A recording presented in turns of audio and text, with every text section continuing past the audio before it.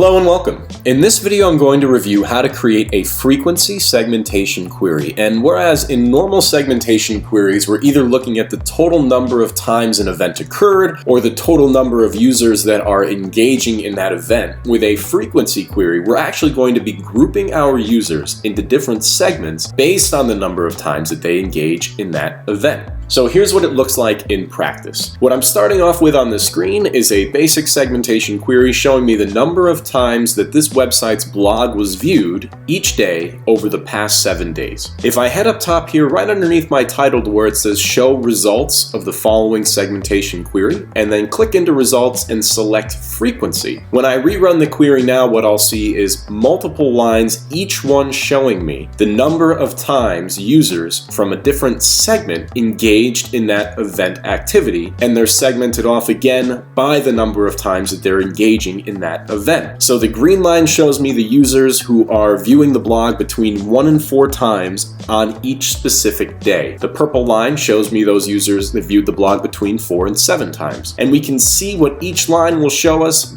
in our key in the bottom left here.